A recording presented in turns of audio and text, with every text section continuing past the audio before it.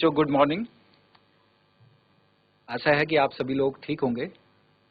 और आज हम कक्षा 12 में भौतिक विज्ञान की क्लास गतिमान आवेश और चुंबकत्व, जो पिछली कक्षा में हमें पढ़ा था, उससे आगे पढ़ेंगे और कुछ अंकिक प्रश्न उससे हल करेंगे। तो चलते हैं हम बोर्ड पे और आगे क्लास शुरू करते हैं। तो गतिमान आवेश तथा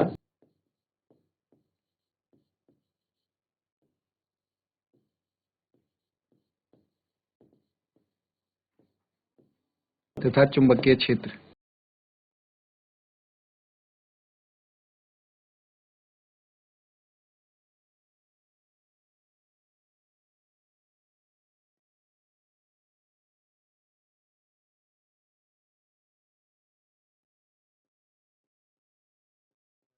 चुंबकीय क्षेत्र, मूविंग चार्ज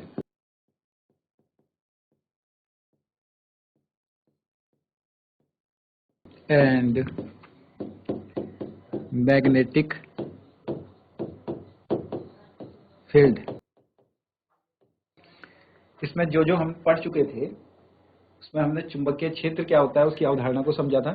चुंबकीय क्षेत्र थोड़ा सा मैं आगे क्लास से आपको लिंक कर पाऊं। चुंबकीय क्षेत्र क्या था ये हम समझ चुके थे। ऑस्टेट का नियम, ऑस्टेट का प्रयोग और उसके नियम, प्रयोग ज्यादा अच्छा रहेगा। तो प्रयोग,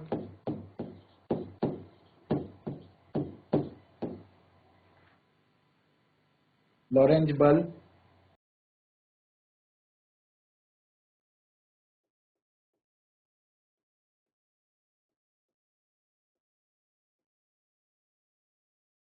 विद्युत धारावाही चालक पर चुंबकीय बल,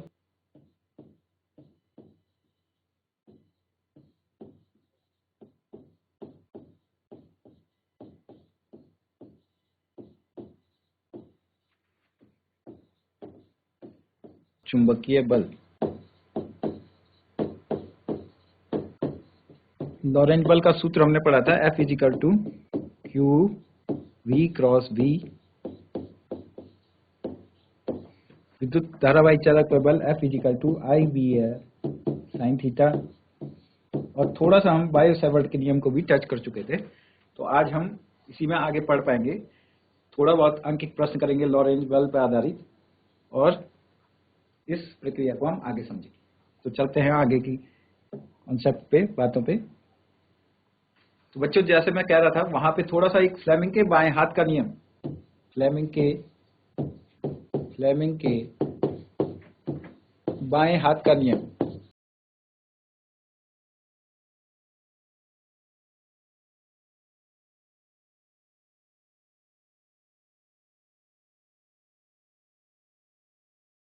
अगर हम अपने बाएं हाथ की उंगली, अंगूठा, उसके पास वाली उंगली जिसे हम इंडेक्स फिंगर कहते हैं, और मध्यमा बीच की उंगली, इंडेक्स फिंगर, देखिए आप ध्यान रखिए, इंडेक्स मतलब किसी चीज को इंगित करने के लिए, संकेत उंगली कहते हैं। जब भी आप किसी और को संकेत करते हैं, इसे ध्यान रखना कि आप अभी क्लास में अगर बैठे हुए हैं तो किसी और की संकेत कीजिए, तो जिस उंगली से आप संकेत करेंगे कि वो देखिए सामने दिखाई दे रहा है, तो ऑब्वियसली आपकी जो उंगली उठ रही है अंगूठे के बगल वाली उंगली होगी, उसी को इंडेक्स फिंगर कहते हैं। तो बाएं हाथ से इस चीज को ध्यान रखिए, अंगूठा, उसके पास वाली उंगली संकेत उंगली कहते हैं हिंदी में, इंडेक्स फिंगर, और मध्यमा उंगली को इस प्रकार फैलाएं कि तीनों एक दूसरे के लंबवत हो। तो इसको इस तरीके से ध्यान रखना है। मैं यहाँ पे तो उंगली नहीं बना पाऊंगा, लेकिन आप इसको देखिए, अंगूठा, अगर ये अंगूठा है,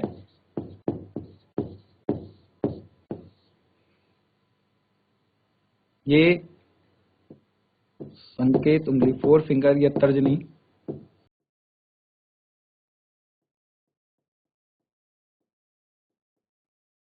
और मध्यमा, इनको तीनों को इस प्रकार फैलाएं कि तीनों एक दूसरे के लंबवत हो। आप कोशिश करिए कि तीनों एक दूसरे के लंबवत कैसे होंगी, उसको फैला के रखें। और उस तरीके में अगर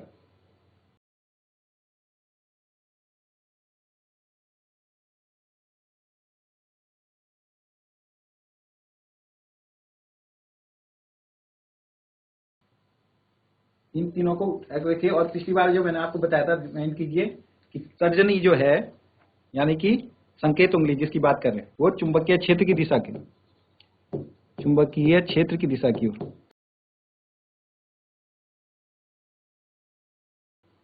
मध्यमा उंगली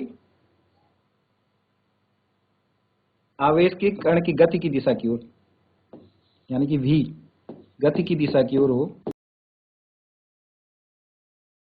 आवेशित कण की गति की दिशा की को प्रदर्शित करे तो अंगूठा बल की दिशा को प्रदर्शित करता है।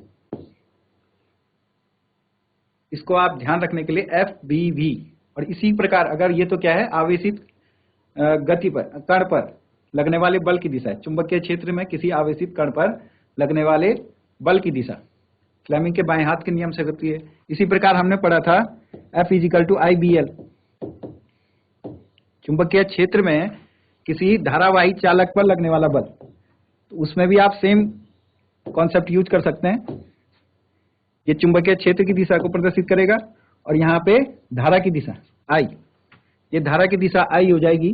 जो मध्यमा उंगली यहाँ पे आवेशित कण की गति की दिशा बता रही थी, क्योंकि आवेश के प्रवाह को ही धारा कहते हैं और पूरे चालक में धारा होगा। तो जहाँ Q था वहां यहाँ I है। चुंबकीय क्षेत्र की दिशा वही संकेत उंगली तर्जनी या इंडेक्स फिंगर है। तो चालक पर लगने वाले बल की दिशा किससे प्रदर्शित होगी? अंगूठे से प्रदर्शित। आशा है कि अब इस कॉन्सेप्ट को आप समझ गए होंगे। पिछली बार थोड़ा सा मिस वहां पे हो गया था, इसलिए मैं इसको क्लियर करना चाह रहा था कि अगर हम बाएं हाथ के अंगूठा, उसके पास वाली उंगली तर्जनी और मध्यमा को इस प्रकार फैलाएं कि तीनों एक दूसरे के लंबवत हों, और जो तर्जनी है वो चुंबकीय क्षेत्र की दिशा, मध्यमा आवेशित कण की गति की दिशा को प्रदर्शित करे, तो अंगूठा चालक पर लगने वाले बल की दिशा को प्रदर्शित करता है। इसी तरीके से हम धारावाही चालक में जो बल लगेगा, चुंबकीय क्षेत्र की दिशा अगर तर्जनी से प्रदर्शित हो, धारा की दिशा मध्यमा उंगली से प्रदर्शित हो, अंगूठा चालक पर लगने वाले बल की दिशा को प्रदर्शित करेगी। तो ये था फ्लेमिंग के बाएं हाथ का नियम। आगे बढ़ते हैं। लॉरेंज बल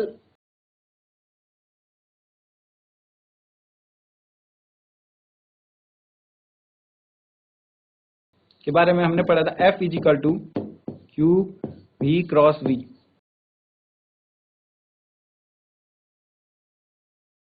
QVV sin थीटा, इसको ऐसे लिख सकते हैं।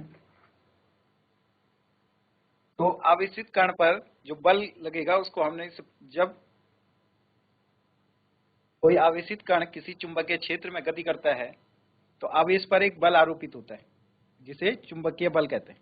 इसे आप नोट कर सकते हैं।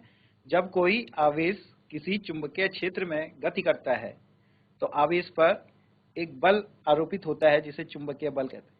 इस बल की दिशा भी हमने देखी थी और इस बल के मान को लॉरेंज बल से, क्योंकि लॉरेंज ने इसके वो किया था, तो इसको चुंबकीय बल, क्योंकि मैं पिछली क्लास में इसको बता चुका हूं इसलिए केवल थोड़ा सा रिमाइंड करवा रहा हूं। अब हम इसमें कुछ कंडीशन देखेंगे, चुंबकीय बल की कुछ परिस्थितियां।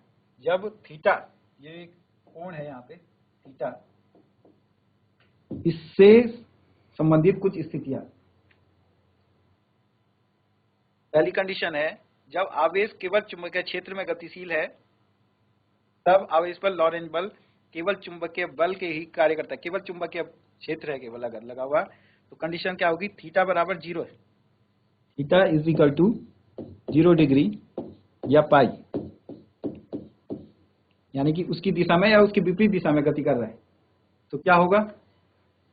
F = QVV sin theta. Theta की वैल्यू यहां पर रखेंगे। F = QVV sin 0। sin 0 की वैल्यू आपको पता है क्या होती है? 0 होती है। तो 0, F क्या हो जाएगा? 0 होगा, कोई बल नहीं लगेगा। अगर चुंबकीय क्षेत्र की दिशा में ही आवेशित कण गति कर रहा है तो उस पर लगने वाला बल 0 होगा।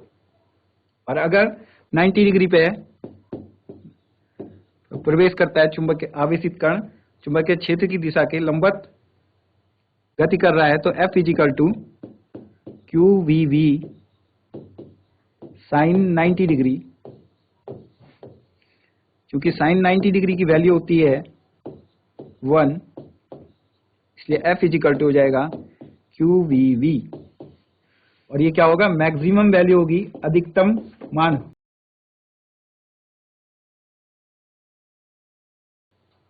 तो ये दो कंडीशंस हैं यहाँ पे, जब आवेशित कण चुंबकीय क्षेत्र की दिशा में ही प्रवेश करता है, चुंबकीय क्षेत्र में गति करता है, और दूसरा चुंबकीय क्षेत्र की लंबवत दिशा में गति कर रहा है, तो मैक्सिमम हो जाएगी वैल्यू बल की जब लंबवत दिशा में गति कर रहा है, और शून्य होगा जब चुंबकीय क्षेत्र की दिशा में गति करता है।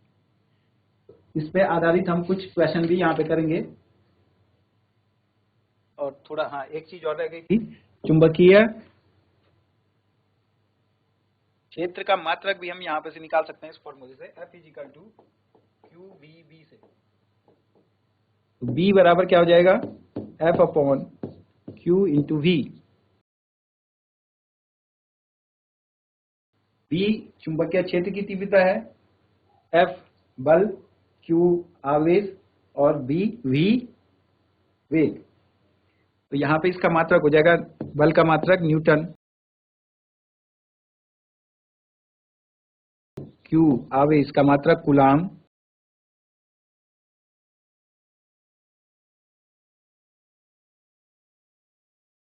और V मीटर प्रति सेकंड। वैसे तो आप बड़ी कक्षा के छात्र हैं, सबको पता होगा, लेकिन अगर आपको सूत्र पता है तो आप आसानी से किसी भी फॉर्मूले, किसी भी भौतिक राशि का मात्रक ज्ञात कर सकते हैं। मैंने शुरू की क्लासों में भी आपको ये चीज बताई थी। तो यहाँ पे V का मात्रक SI पद्धति में हम सारे लिखते हैं। V मतलब चुंबकीय क्षेत्र का मात्रक, बल का मात्रक हो जाएगा न्यूटन बटे कूलाम, वेग का मात्रक मीटर प्रति सेकंड, या ऐसे भी लिख सकते हैं इसको, तो न्यूटन, मीटर को हम पहले लिख दें, जरा ध्यान से देखें इसको, कूलाम प्रति सेकंड। और कूलाम प्रति सेकंड आपको पता है इसका मात्रक होता है Q/T, याद कीजिए। तो ये हो गया एम्पियर। तो न्यूटन प्रति मीटर एम्पियर, ये 20 का मात्रक हो जाएगा। और इसको पूरे को अगर हम व्यक्त करें तो इसको व्यक्त करते हैं टेस्ला से।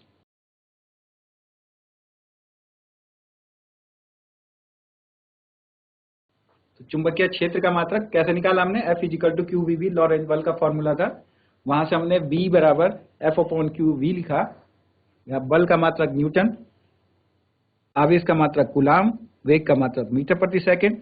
उसके बाद न्यूटन, मीटर को हमने आगे लिया, और उसके बाद कूलाम प्रति सेकंड कर दिया, और कूलाम प्रति सेकंड एम्पियर होता है, जिससे हमें पता लगा चुंबकीय क्षेत्र का मात्रक न्यूटन मीटर प्रति एम्पियर, न्यूटन प्रति मीटर एम्पियर।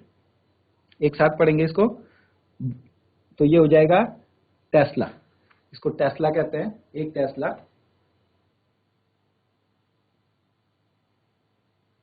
तो नोट करिए आप इसको। इसको अगर हम परिभाषित करना चाहें तो आप लिख सकते हैं इसको, यदि एक कूलाम का आवेश किसी चुंबकीय क्षेत्र में, यदि एक कूलाम का आवेश किसी चुंबकीय क्षेत्र में क्षेत्र के लंबवत 1 मीटर प्रति सेकंड के वेग से गति करे, क्षेत्र के लंबवत 1 मीटर प्रति सेकंड के वेग से गति करे, और आवेश पर 1 न्यूटन का लॉरेंट बल कार्य करे, तो चुंबकीय क्षेत्र की तीव्रता 1 न्यूटन प्रति एम्पियर मीटर, या 1 टेस्ला होगी।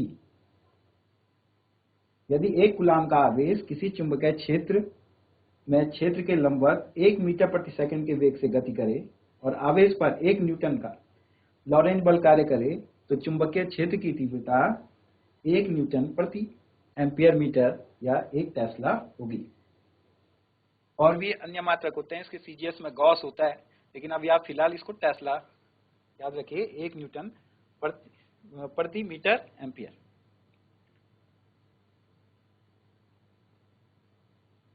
इसका बीमा क्या होगी ये आप खुद निकाल सकते हैं, बीमा ज्ञात कर सकते हैं आप, इसको करिएगा। अभी मुझे इसके कुछ न्यूमेरिकल कराने, नहीं तो लास्ट में मैं आपको बीमा करूँ। कुछ क्वेश्चन लिखते हैं इसमें। पहला क्वेश्चन है 3i + 2j, नोट करते जाए सर। प्रश्न 1, 2j वेबर प्रति मीटर स्क्वायर के चुंबकीय क्षेत्र में, वेबर प्रति मीटर स्क्वायर के चुंबकीय क्षेत्र में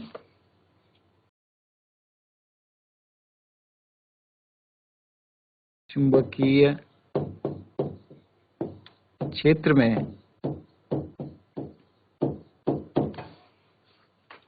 3.2 गुणा गया गुणा 10 की घात ऋण 19 कूलाम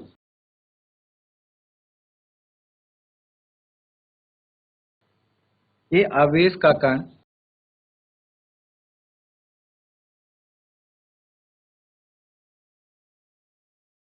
के आवेश का कण 5 गुणा गया 10 की घात 5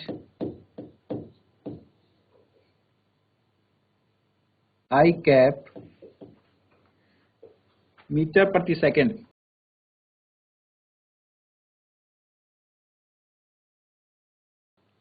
के वेग से चल रहा है, के वेग से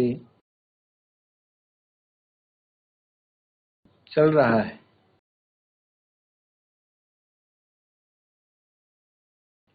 उस पर लगने वाला बल ज्ञात करो, उस पर लगने वाला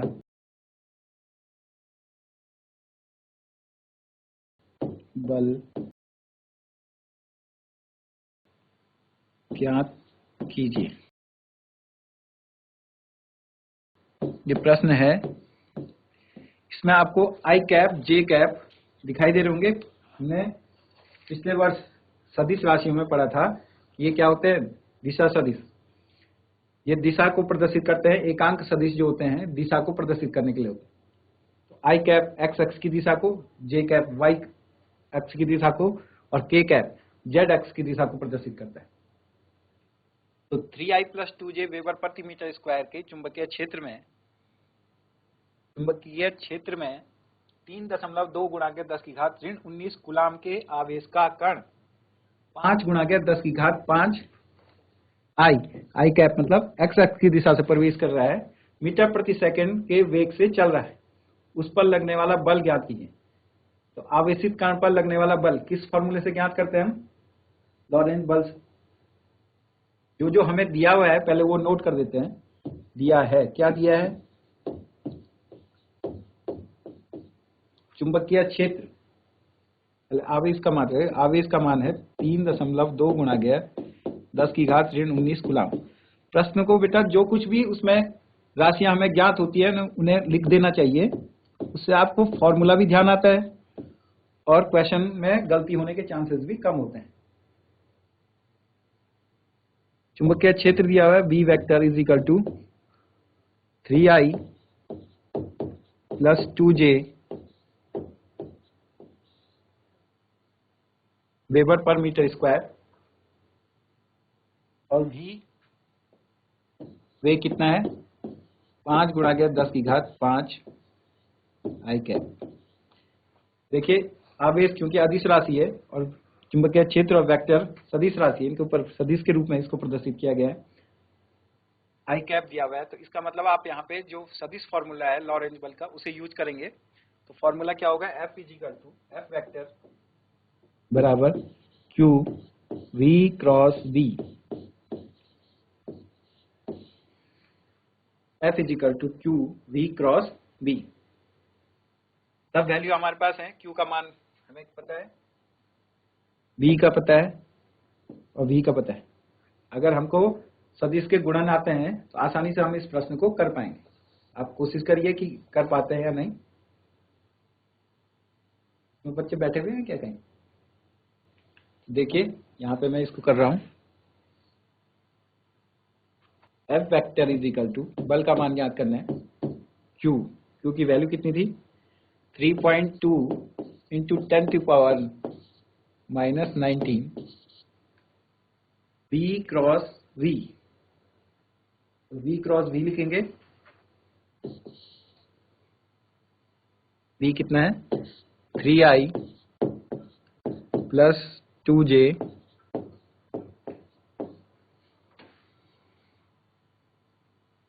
into V 5 × 10⁵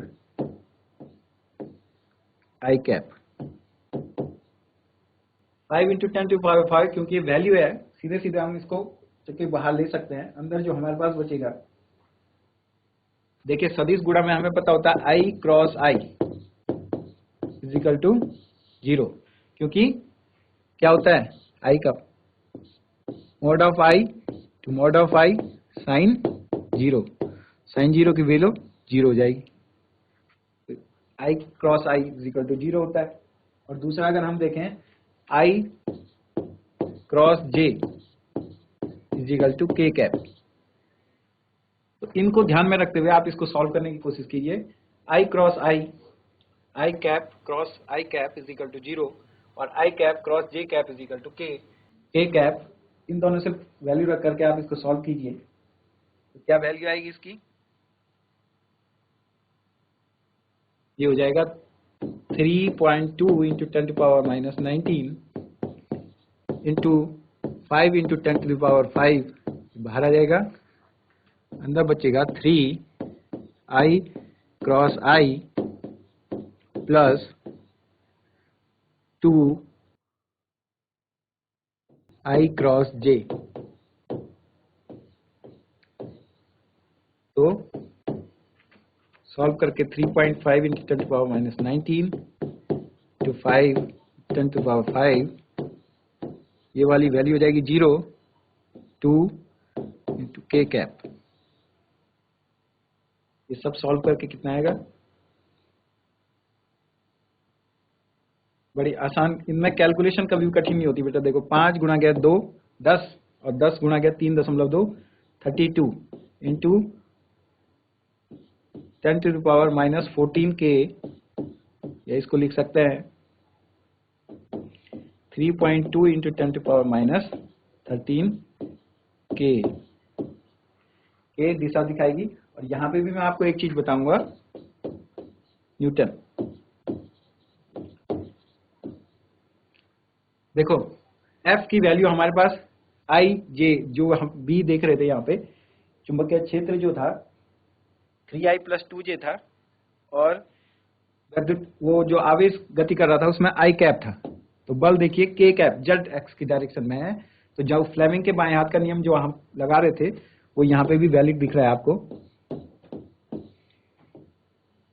ये K कैप बोल देंगे, I कैप और J कैप। तो K कैप ये देखो बल की दिशा को दर्शित कर, तीनों एक दूसरे के लंबवत, तो यहाँ पे भी ये वैलिड होगा। तो ये प्रश्न हमने किया यहाँ पे, F की वैल्यू आई 3.2 × 10⁻13 K न्यूटन, मात्रक जरूर लिखिए। एक और प्रश्न हम करेंगे,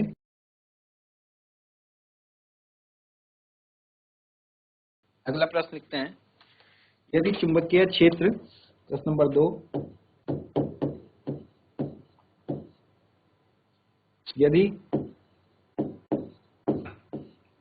चुंबकीय क्षेत्र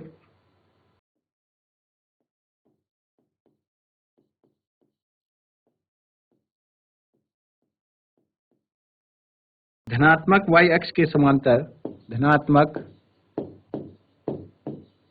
आप साथ साथ में नोट भी करते जाइए, y अक्ष के समांतर, क्योंकि प्रश्न लिखते समय आपके दिमाग में कई प्रश्न के बहुत सारे पहलू जो है वो समझ में आ जाते हैं। y अक्ष के समांतर, यहाँ पे हिंट मिल गई है आपको, यदि चुंबकीय क्षेत्र धनात्मक y अक्ष के समांतर है तथा आवेशित कण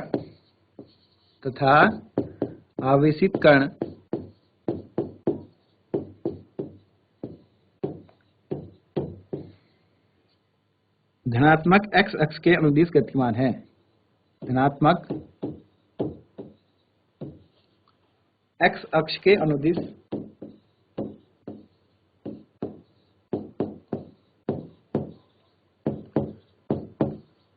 गतिमान है, धनात्मक x अक्ष के अनुदिश गतिमान है, तो लॉरेंज बल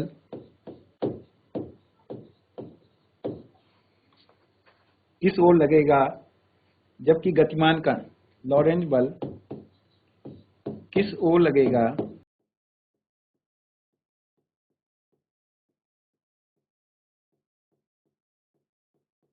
जबकि गतिमान कण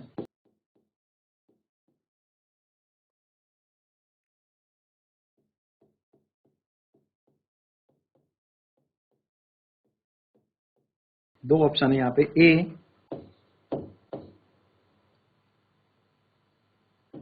इलेक्ट्रॉन, और इलेक्ट्रॉन कैसा है, ऋणावेश, और बी प्रोटॉन, प्रोटॉन कैसा है, धनावेश।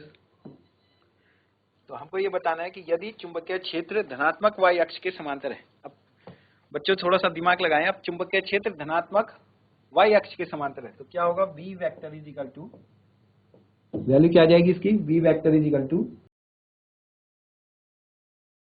इस तरीके से j कैप, क्योंकि y एक्सिस को j कैप से प्रदर्शित करते हैं, उसका स्थिति सदिश, एकांक सदिश j कैप होता है, स्थिति नहीं एकांक सदिश j कैप है जो y एक्स की डायरेक्शन को दर्शाता है। और अगर हमने b को इसके साथ मल्टीप्लाई कर दिया तो ये देखिए b क्या हो गया, परिमाण, चुंबकीय क्षेत्र का परिमाण, और j हो गई दिशा।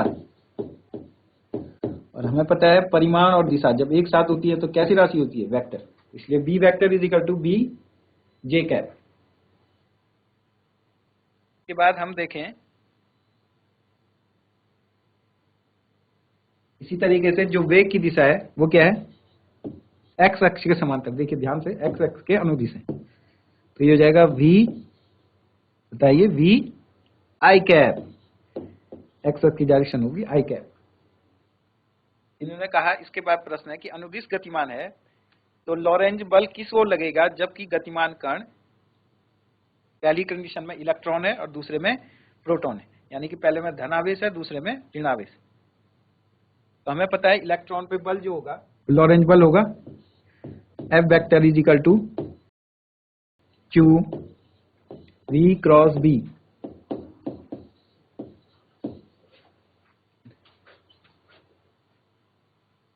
V क्रॉस B है, लॉरेंज बल F vector is equal to Q V cross B होगा। तो यहाँ पे हम इलेक्ट्रॉन पर लॉरेंज बल देखेंगे पहले,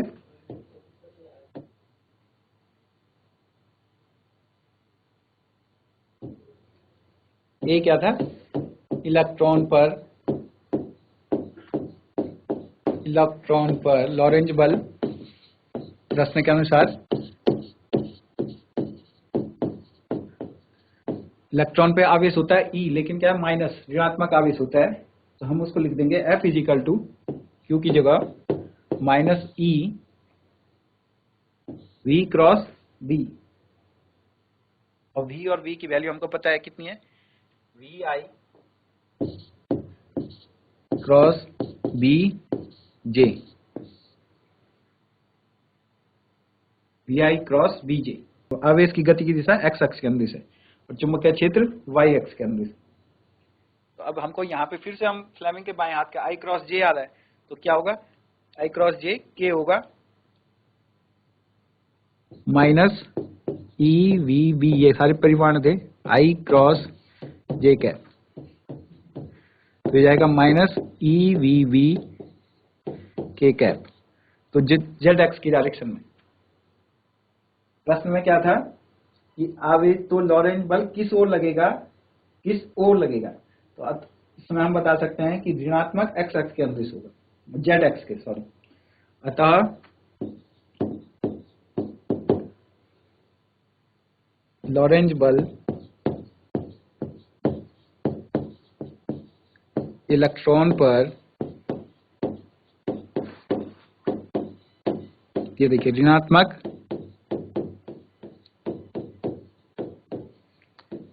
z एक्स के अक्ष के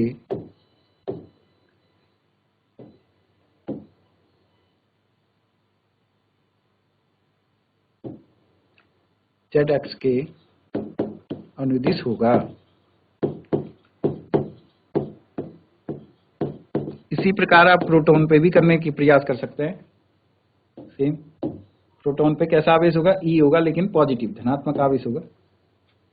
तो प्रोटॉन पर लॉरेंज बल, प्रोटॉन पर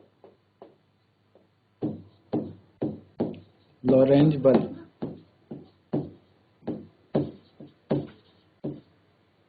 F is equal to F vector is equal to E, वही V I cross B J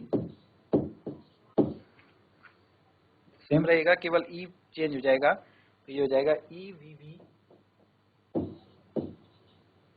I cross J, और आई क्रॉस जे क्या है, K cap, E V V K cap. क्योंकि यहाँ पे धनात्मक है, हम कहेंगे कि प्रोटॉन पर लॉरेंज बल धनात्मक जेड एक्स के अनुदिश होगा। प्रोटॉन पर लॉरेंज बल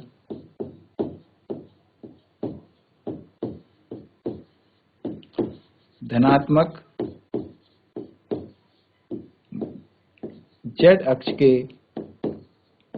अनुदिश होगा।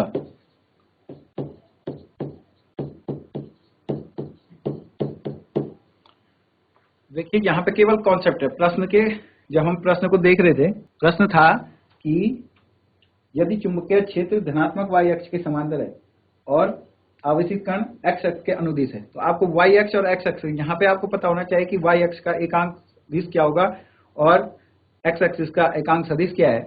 उसके बाद आप क्वेश्चन को अपने आप फॉर्मेट कर सकते हैं, उसको बना सकते हैं, और फिर उसको क्या करेंगे, आप फॉर्मूला रखना है F vector is equal to, यानी कि बल लॉरेंज बल क्या होता है, क्यू वी क्रॉस वी। एक चीज और ध्यान रखनी है, क्योंकि इलेक्ट्रॉन है, अगर इलेक्ट्रॉन की कंडीशन है तो ऋणात्मक माइनस ई होगा आवेश का परिमाण, और प्रोटॉन है तो प्लस ई, ये आपको पता ही है। इसी अनुसार हम यहाँ पे जब v क्रॉस b करते हैं तो i क्रॉस j करेंगे तो उसकी वैल्यू k कैप आती। अगर ऋण है तो ऋणात्मक जेड एक्स के अनुदिश होगा, और धन है तो धनात्मक एक्स एक्स के अनुदिश होगा। तो आज हमने ये क्वेश्चन इस तरीके से किए।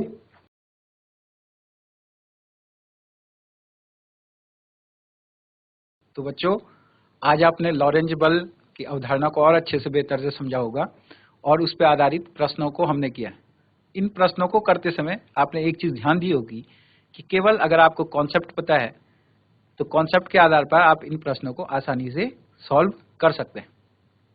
अगली क्लासों में हम और भी प्रश्नों को हल करेंगे और आगे के चैप्टर को पूरा करेंगे। Thank you.